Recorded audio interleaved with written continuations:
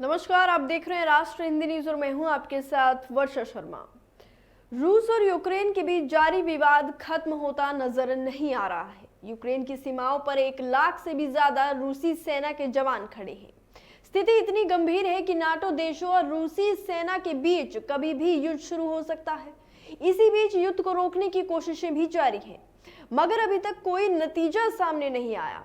आखिर विवाद है क्या? किस बात का झगड़ा है रूस और यूक्रेन के बीच जिससे युद्ध जैसे हालात बनते नजर आ रहे हैं? यूक्रेन और रूस के बीच लड़ाई की जड़ क्या है, वो हम आज आपको बताएंगे। दरअसल यूक्रेन के पूर्वी हिस्से के लोगों को देश के प्रति गहरा असंतोष है। इसका फायदा रूस भी उठा रहा है। उसने यूक्रेन को 3 तरफ से घेर लिया है। अगर इन दोनों देशों के बीच लड़ाई की जड़ की बात करें तो सीधे शब्दों में रूस नहीं चाहता कि यूक्रेन की ताकत बढ़े या फिर पश्चिमी देशों के साथ वो बेहतर संबंध बना पाए। इसे लेकर यूक्रेन की जनता भी 2 भागों में बटी है। यूक्रेन के राष्ट्रवादी लोग रूस की छाया से बाहर आने और पश्चिमी देशों का हिस्सा बनने की पैरवी करते हैं। वहीं यूक्रेन के भीतर रूस से खुद को जोड़कर देखने वाले लोग इसके पक्ष में नजर नहीं आते हैं। ऐसे में स्थिति और भी जटिल हो गई है। इसके बाद से ही यूक्रेन पश्चिमी देशों के साथ अपने संबंध को बेहतर बनाने की कोशिशों में जुटा है। रूस को ये बात पसंद नहीं है। वो नहीं चाहता कि यूक्रेन पश्चिमी देशों से अच्छे संबंध रखे या नाटो यानी कि नॉर्थ अटलांटिक ट्रीटी ऑर्गेनाइजेशन का सदस्य बने। अमेरिका और ब्रिटेन समेत दुनिया के 30 देश इस संगठन के सदस्य हैं। नाटो का सदस्य होने का मतलब है कि अगर संगठन के किसी भी देश पर कोई तीसरा देश हमला करता है तो सभी सदस्य एकजुट होकर उसका मुकाबला करते हैं। रूस का कहना है कि अगर नाटो की तरफ से यूक्रेन को मदद मिली तो उसका अंजाम सबको भुगतना होगा। इस संकट के बीच अब तक अमेरिका, भारत समेत कई देश अपने नागरिकों को यूक्रेन छोड़ने का निर्देश जारी कर चुके हैं। भारत ने भी यूक्रेन से नागरिकों को वापस लौटने का निर्देश दे दिया है। यूक्रेन में 18,000 छात्र मेडिकल और इंजीनियरिंग की पढ़ाई कर रहे हैं। इस बीच भारत के नागरिक वहां पर अपने आप को असहाय महसूस कर रहे हैं। पहले ये वीडियो देखिए, फिर हम आपको बताते हैं कि वहां के जो छात्र हैं, जो वहां के भारतीय नागरिक हैं, वो वहां पर अपने आप को कितना असुरक्षित महसूस कर रहे हैं। नेहा भाटी है। नमस्ते, मेरा नाम सुरभि श्रीवास्तव है। हम दोनों कीव में रहते हैं। हम तरस शेवचेंको नेशनल यूनिवर्सिटी के 3rd ईयर स्टूडेंट्स हैं और आज सुबह से यहाँ पे बॉम्ब्स ब्लास्ट और इस सब की न्यूज़ आ रही है, जिसमें हम लोगों ने इमरजेंसी में कांटेक्ट करने की कोशिश की है इंडियन एम्बेसी में, बट अनफॉर्चुनेटली हम वहाँ पे कांटेक्ट नहीं कर पा रहे हैं। ऑल्सो यहाँ पे हॉस्टल से हमको भी बाहर निकलने के लिए मना कर दिया गया है कि आप लोग बाहर ना जाएं। और as far as I have heard कि यहाँ पे जो भी शॉपिंग स्टोर, सुपरमार्केट्स हैं वो बंद हो चुके हैं मैक्सिमम। और 3 बार सुबह 6 बजे से 7 बजे के बीच में 3 बार एयर सायरन्स बजे हैं, इमरजेंसी सायरन्स।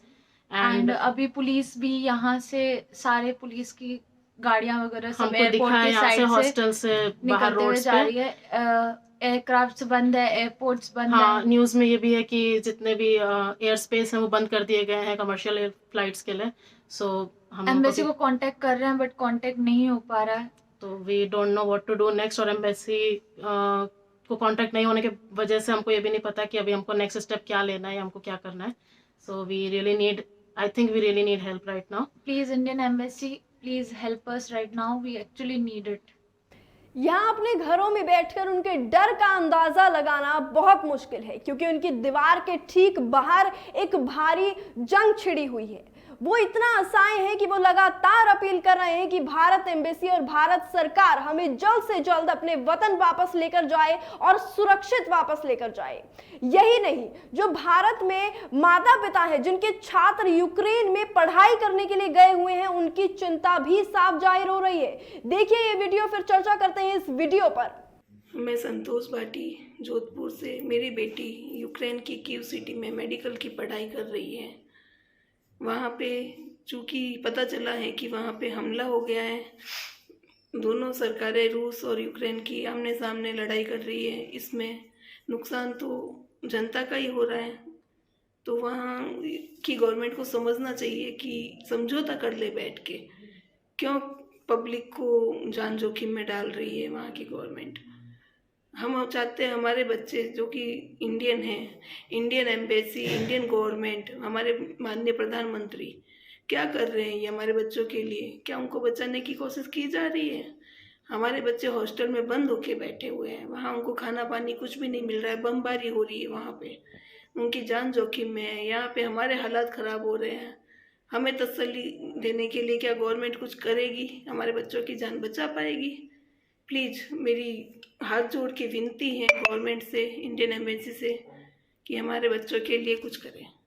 इनका दर्द, इनकी चिंता लाजमी है, क्योंकि वहां कोसों दूर पढ़ रहे इनके बच्चे कैसे हैं, सुरक्षित हैं भी या नहीं, उन्हें खाना मिल रहा है या नहीं, इनकी इन्हें कोई परवाह नहीं है। वो पूछ रही है, वो सरकार के सामने ये सवाल उठा रही है कि क्या हमारे बच्चे वहां पर सुरक्षित हैं, क्या उनकी परवाह किसी को है, क्या पता है कि उन्हें तो समय पे खाना मिल रहा है या नहीं मिल पा रहा है। इन सभी सवालों का जवाब भारत सरकार ने दिया। इस बीच भारत के नागरिक वहां पर असाए हैं। इसी को लेकर एयर इंडिया ने भारतीयों को सुरक्षित वापस लाने के लिए विशेष फ्लाइट सेवा शुरू करने का भी फैसला लिया है। आपको बता दें, विदेश विभाग और नागरिक उड्डयन मंत्रालय इस मिशन को पूरा करने के लिए जुटा हुआ है। फिलहाल के लिए इतना ही। रूस और यूक्रेन के बीच जो कॉन्फ्लिक्ट चल रहा है, इस पर हम आपको लगातार अपडेट्स देते रहेंगे। जुड़े रहिए हमारे साथ और देखते रहिए राष्ट्रीय हिंदी न्यूज। जय हिंद।